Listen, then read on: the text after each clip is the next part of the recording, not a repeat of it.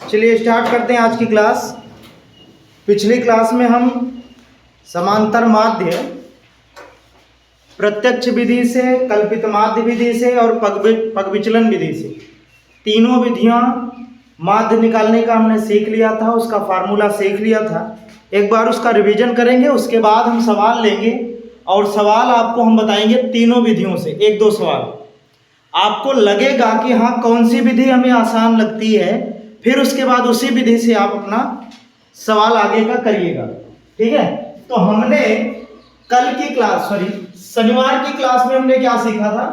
शनिवार की क्लास में हमने तीनों विधियों से पहला हमने सीखा था प्रत्यक्ष विधि। प्रत्यक्ष विधि से माध्य निकालना। माध्य निकालने की प्रत्यक्ष विधि का जो फार्मूला हमने बताया था वो आपको क्या बताया था भाई? x बार बराबर सिग्मा एफ एक्स अपान में सिग्मा एफ। ये हमने आपको बताया था कि प्रत्यक्ष विधि से माध्य निकालने का ये फार्मूला है। एफ इसमें क्या है? बारंबारता है। x क्या है? पद है। x कैसे निकाला जाता है? आप वर्गंतराल की निम्न सीमा और उच्च सीमा को जोड़ के 2 से क्या करेंगे? भाग करेंगे। x निकालने का तरीका है। और सिग्मा का मतलब होता है सबका योग। अगर f के आगे सिग्मा लगा है तो जितना f है, जितनी बारंबारता है, सबका हम क्या करेंगे? योग करेंगे। f के आगे सिग्मा लगा है, इसका मतलब ये होता है कि f आप जितना निकालोगे, f का मतलब f और x का गुणनफल, जितना आप निकालोगे सबका क्या योग आपको करना है। फिर उसके बाद हमने कल्पित माध्य सीखा। कल्पित माध्य विधि से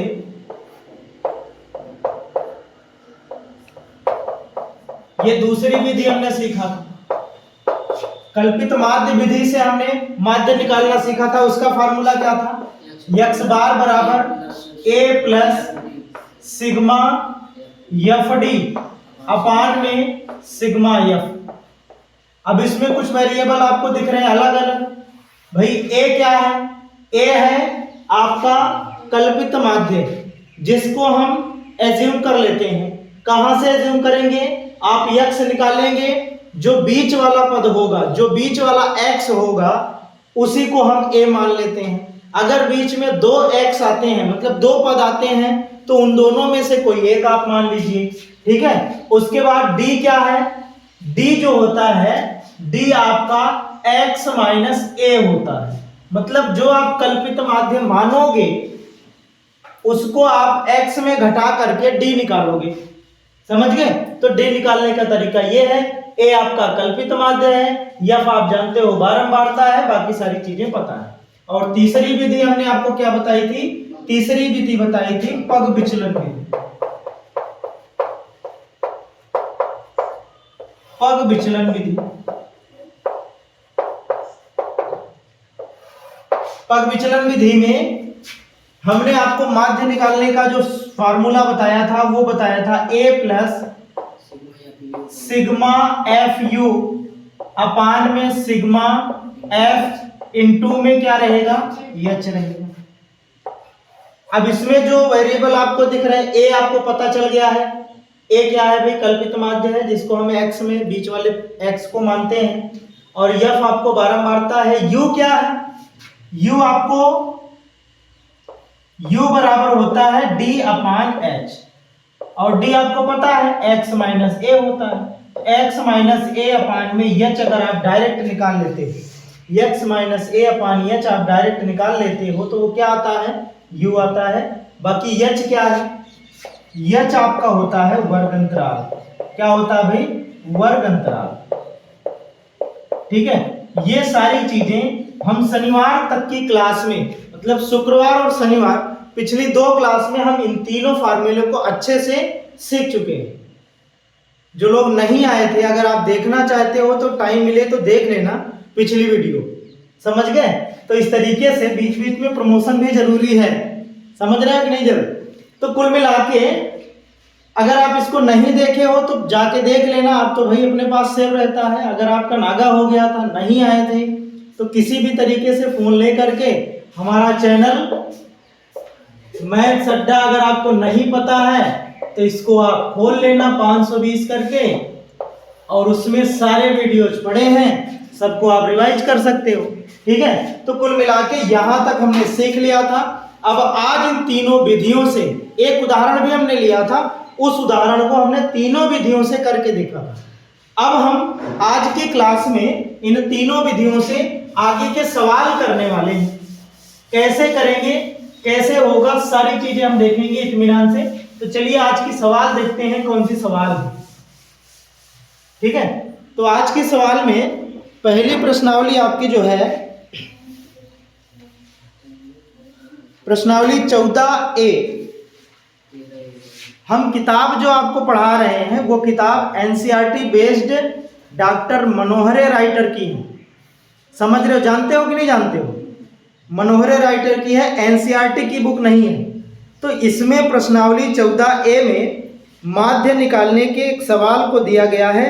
इसमें यह बोला गया है कि किसी कक्षा में 120 दिनों की अवधि में अनुपस्थित विद्यार्थियों की संख्या निम्नलिखित सारणी में दी गई है। वो सारणी हम यहां बना लेते हैं, उसके बाद फिर आपको सवाल बताते हैं। देखिए, तो कुल मिला के ये दिनों की संख्या दिया गया है, ये अनुपस्थित विद्यार्थियों की संख्या दिया गया है। अब इन दोनों में आपको ये समझ में आना चाहिए, पहले तो सारणी देखो, सारणी किस प्रकार की है, वर्गीकृत है कि अवर्गीकृत है। तो आप कहेंगे कि सर सारणी तो अवर्गीकृत दिख रही है, क्योंकि इसमें वर्ग तो कहीं बना नहीं है। बारंबारता जरूर लिखी है, ये बारंबारता है, विद्यार्थियों की संख्या। बारंबारता क्या होती है? कोई चीज कितनी बार है। अगर मैं इसका बारीकी से अध्ययन करूं तो होता क्या है कि दो दिनों तक अनुपस्थित रहने वाले 0 विद्यार्थी हैं, 3 दिनों तक अनुपस्थित रहने वाला 1 विद्यार्थी है, 10 दिनों तक अनुपस्थित रहने वाला 2 विद्यार्थी है। इसका मतलब 10 2 बार आएगा, एक विद्यार्थी के लिए 10 दिन, दूसरे विद्यार्थी के लिए 10 दिन, मतलब 10 2 बार आ रहा है। तो ये बारंबारता है, ये जितना लिखा है ये सारा क्या है? बारंबारता है। तो इसको हम F लिख सकते हैं। क्या लिख सकते हैं? F। और ये अपना क्या है? ये अपना दिनों की संख्या मतलब X है। ठीक है, तो ये जो सारणी आपको दिख रही है इसमें कोई वर्ग आपको नहीं दिख रहा है, तो ये वर्गीकृत सारणी नहीं है, ये अवर्गीकृत सारणी है। और अवर्गीकृत सारणी को हल करने के लिए या फिर इस तरीके से माध्य निकालने के लिए हम प्रत्यक्ष विधि का प्रयोग करेंगे।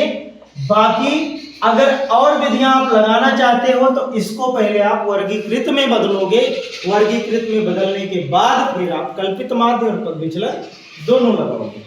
ठीक है, तो अभी के लिए अगर ऐसा दे दे तो सीधा आप क्या करोगे भाई, क्योंकि यक्स इसमें निकालना नहीं पड़ता, यक्स दिया रहता है। और यक्स अगर दिया है तो फिर हमें कुछ करना ही नहीं है, सीधा एफ यक्स निकालेंगे, उसके बाद सिग्मा एफ करेंगे।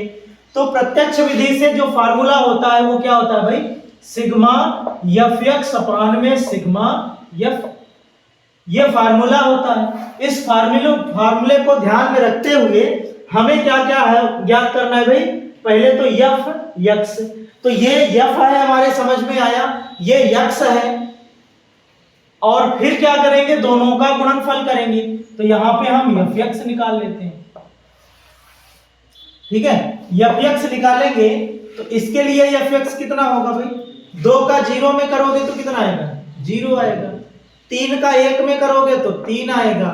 10 का 2 में करोगे गुणा तो 20 आएगा। और ये 52 का 3 में करोगे, 3 दूनी 6, 3 पचे 15। और यहाँ 32 का 4 में करोगे तो 2 चौक 8, 3 चौक 12, 128 आएगा। क्या? ध्यान से देखना आप लोग। और यहाँ पे 15 पचे 75 आ जाएगा। और ये कितना हो जाएगा? 6 चौक 24 हो जाएगा। और यहाँ 7 दूनी 14 हो जाएगा। और लास्ट में हमें क्या निकालना है? एफ यक्स हमने निकाल लिया, ये सारे एफ यक्स हैं, हमने एफ और यक्स का गुणा करके क्या कर दिया? एफ यक्स निकाल लिया। अब हमें क्या करना है? सबका सिग्मा करना है। सिग्मा मतलब योग। तो सिग्मा एफ यक्स जो निकल के आएगा वो कितना आएगा? 4 8 8 5 13 13 8 21 21 6 27 27 3 30 हो जाएगा।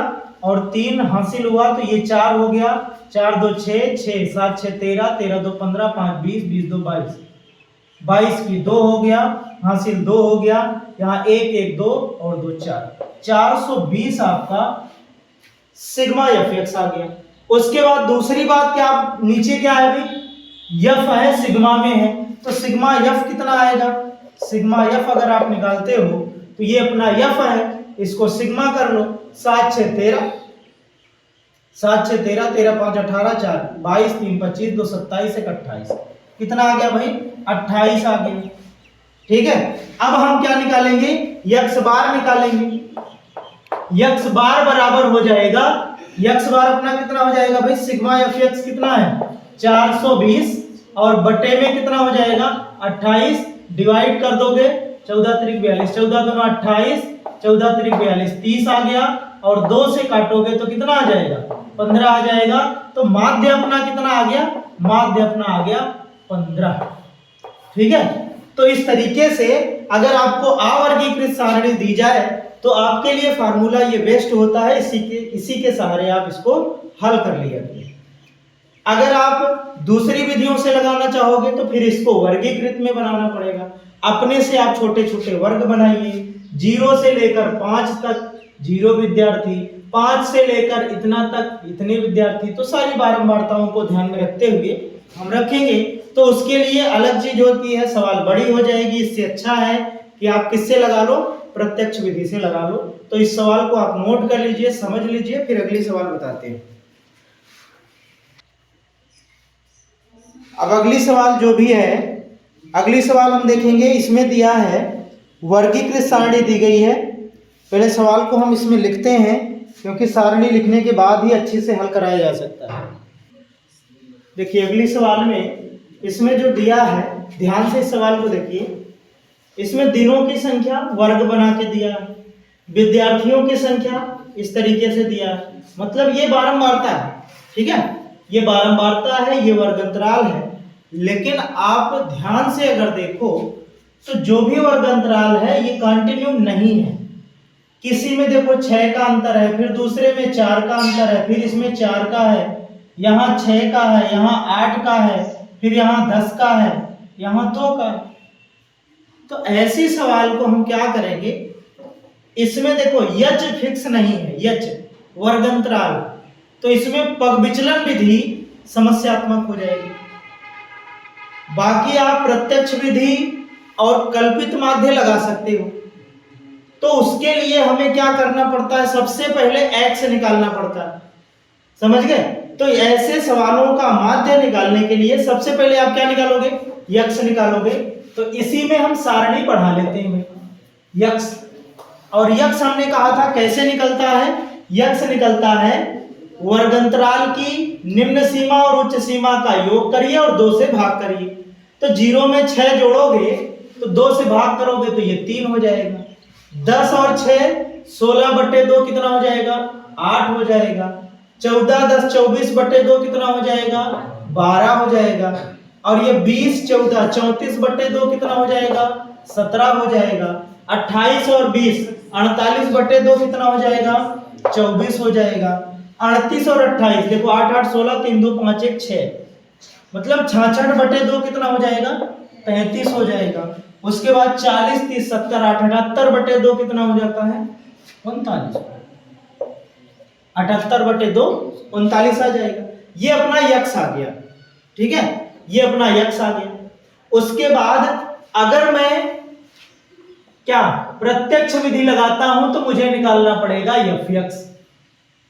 ठीक है, तो हम प्रत्यक्ष विधि से एक बार निकाल देते हैं, फिर कल्पित माध्य से भी निकाल देते हैं। पग विचलन इसमें नहीं लगेगा क्योंकि फिक्स रूप से ये क्या है, फिक्स रूप से वर्गंतराल नहीं है कि आप 10 10 का अंतर सब में हो, 9 9 का हो, 5 5 का हो, लेकिन फिक्स होना चाहिए और रेगुलर होना चाहिए।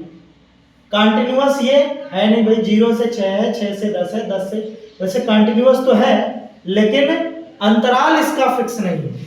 इसलिए पग विचलन जब लगाओगे तो उसमें यच की जरूरत पड़ती है। तो यच इसमें क्या रखोगे आप, यच नहीं रखा जा सकता। इसलिए इस सवाल को आप 2 विधियों से लगा सकते हो। तो प्रत्यक्ष विधि के लिए देखो, प्रत्यक्ष विधि के लिए आप यफ और यक्स का गुणनफल निकालोगे। ये यफ है, ये यक्स हमने निकाला है, तो 11 3 33 हो जाएगा। और यहाँ 10 अठे 80 हो जाएगा, और यहाँ 7 12 सत्ते 84 हो जाएगा, और 17 चौको 68 हो जाएगा, सॉरी 17 चौको 68, 24 चौका 96 हो जाएगा, 33 तिहिया 99 हो जाएगा, और यहाँ 39 हो जाएगा। फिर उसके बाद प्रत्यक्ष विधि निकालने के लिए सिग्मा एफ निकालोगे। जब सिग्मा एफ कैसे करोगे, सबको जोड़ोगे भाई, 4 3 7 8 7 15 15 6 21 9 30 9 39, 3 3 6 हो गया, 9 6 15 15 15 और 9 24 6 30 8 38 38 8 46 49 499। उसके बाद सिग्मा एफ निकालोगे तो ये सिग्मा एफ है। एक बार देख लेना, जोड़ने में गलती हो सकती है। 4 4 8 4 12 12 7 19 19 20 10 20 10 40 40 आपका एफ आ गया। तो माध्य अगर आप निकालना चाहते हो तो एक्स बार बराबर कितना हो जाएगा, थोड़ा सा हम दूर निकालते हैं इधर। एक्स बार बराबर होता है सिग्मा एफ एक्स, तो कितना है 499। 499 बटे में सिग्मा एफ कितना है भाई 40। 4 से पहले इसको काटो तो ये हो जाएगा 10, ये हो जाएगा 4 एकम 4 4 दूनी 8 1 बचा, 4 चौक 16 3 बचा, 4 सत्ते 28 और 4 पंचे 20, और 10 से भाग एक बार और कर दोगे तो एक्स बार अपना जो आ जाएगा, एक्स बार आ जाएगा 12.4, 10 से भाग कर रहे हैं तो 12.47 ये अपना आ जाएगा। ठीक है, एक्स बार अपना ये आ गया। उसके बाद अगर इसमें पग विचलन लगाना चाहते हो तो हमने कहा था कि हर एक विधि लगाने के लिए एक्स आपको निकालना पड़ेगा, तो एक्स तक ठीक है। उसके आगे एफ एक्स की जो सारणी बनी है ये डायरेक्ट मेथड के लिए है, प्रत्यक्ष विधि के लिए।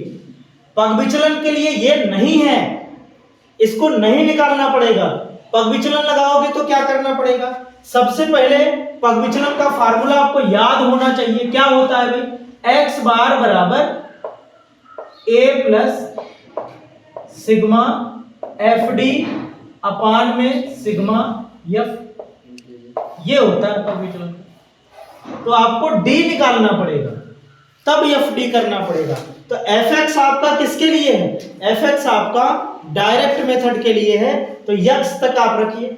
उसके बाद क्या करेंगे, हम ए मानेंगे। देखो उसमें ए है, ए मानेंगे तो ए हम किसको मानते हैं, पहले आप पद गिनिए, 1 2 3 4 5 6 7 है, तो बीच वाला चौथा पद होगा। तो ए अपना कितना आ गया, ए बराबर आ गया, थोड़ा सा इधर रखेंगे, ए बराबर आ गया अपना 17। ए कितना आ गया भैया 17 आ गया। ठीक है, उसके बाद हमें डी निकालना है। अब यहाँ पे हम डी की सारणी बनाएंगे, डी की सारणी बनाएंगे। देखो मैंने कहा कि एफ एक्स आपको पग विचलन कल्पित माध्य जब लगाओगे तब आपको एफ एक्स नहीं निकालना है, आपको एफ एक्स तब निकालना है जब आप डायरेक्ट मेथड लगाओगे। बगल में हम निकाल चुके हैं उसके लिए। तो यहां पे हमने ए मान लिया 17, फिर उसके बाद यहां हम निकालेंगे डी। तो डी क्या होता है, डी होता है x माइनस ए, x माइनस ए। तो x कितना है 3 है, a कितना है 17 है, तो 3 में ये a हम यहां से लेंगे, तो 3 में 17 घटाओगे तो कितना आएगा -14 आएगा। 8 में 17 घटाओगे तो -9 आएगा। 12 में 17 घटाओगे तो -5 आएगा। 17 में 17 घटाओगे तो 0 आएगा। 24 में 17 घटाओगे तो 7 आएगा। 33 में 17 घटाओगे तो 16 आएगा। 39 में 17 घटाओगे तो 22 आएगा। ठीक है, तो इस तरीके से ये अपना क्या आ गया, डी आ गया। उसके बाद देखो एफ डी की जरूरत पड़ती है, तो हम एक सारणी और बनाएंगे। हमने कहा ये वाली आपको इस वाली विधि में जरूरत नहीं है, तो ये आपका नहीं रहेगा। जब आप इसको लगाओगे तो ये काहे निकालोगे, ये तो हम आपको निकलवा दिए हैं उसके लिए जिससे हमने निकाला है। तो यहां हम क्या निकालेंगे, अब एफ डी निकालेंगे। एफ डी के लिए ध्यान से देखना, एफ डी के लिए एफ अपना कितना है, ये है। डी कितना है -14 है। तो इसका जब गुणा करोगे तो कितना हो जाएगा 14 एक अन्नम 14 और 14 एक अन्नम 14 एक 15, 154 आएगा वो भी माइनस में। उसके बाद 10 माइनस 90 आ जाएगा। फिर उसके बाद 7 है तो माइनस 35 आ जाएगा। फिर उसके बाद 0 है तो यहाँ 0 आ जाएगा। फिर उसके बाद 4 7 28 है तो प्लस 28 आ जाएगा। 3 16 3 48 है तो 48 आ जाएगा। और उसके बाद 22 का नंबर 22 है तो 22 आ जाएगा।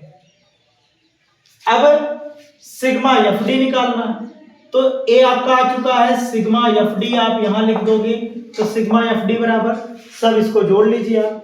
तो इधर पॉजिटिव कितना बना 8 2 10 8 18, उसके बाद 4 2 6 6 1 7 2 9, 98 पॉजिटिव बना। नेगेटिव कितना बना भाई 4 बना, 4 5 4 9 9 हो गया। और 9 3 12 12 5 17 हो गया। और 1 1 279 नेगेटिव आ गया। अब हम जब इसको घटाएंगे तो 19 में से 8 गए, यहां हो जाएगा 9 में से 8 गए, 9 में से 8 गए, अब ये 7 बचा, 17 में से 9 गए 8, 1 बचा तो 1 माइनस 181, माइनस 181 आपका कितना आ गया, माइनस 181 आपका आ गया sigma F D. Sigma F आपको पता है, सिग्मा एफ आपको पता है, सिग्मा एफ आपका 40 है। अब हम फार्मूले में रख देंगे तो एक्स बार बराबर कितना हो जाएगा, एक्स बार बराबर ए कितना माना है हमने, ए माना है 17 को, तो 17 रखिए। आगे माइनस आ रहा है तो यहाँ माइनस आ जाएगा, एफ डी 181 बटे में कितना 40। ठीक है, तो हम क्या करेंगे, अब आपको